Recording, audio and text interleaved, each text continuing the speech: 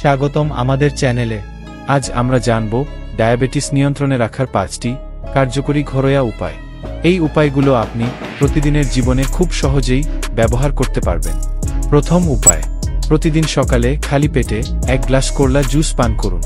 এটি রক্তে শর্করার মাত্রা কমাতে সাহায্য করে। দ্বিতীয় উপায়, মেথি দানা ভিজিয়ে রেখে সকালে খালি পেটে খান। এতে ইনসুলিন সংবেদনশীলতা বাড়ে। তৃতীয়ত, নিয়মিত হাঁটাচলা করুন। দিনে অন্তত 30 মিনিট হাঁটলে রক্তে শর্করার মাত্রা অনেকটাই নিয়ন্ত্রণে থাকে। চতুর্থ উপায়, চিনি ও মিষ্টি জাতীয় খাবার এড়িয়ে চলুন। পরিবর্তে চিনি ছাড়া চা বা ফল খেতে পারেন।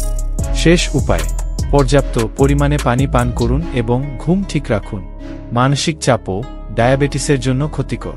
এই উপায়গুলো নিয়মিত মানলে আপনি ডায়াবেটিস অনেকটাই নিয়ন্ত্রণে রাখতে পারবেন। ভিডিওটি ভালো লাগলে লাইক দিন, বন্ধুদের সঙ্গে শেয়ার করুন এবং সাবস্ক্রাইব করতে ভুলবেন না।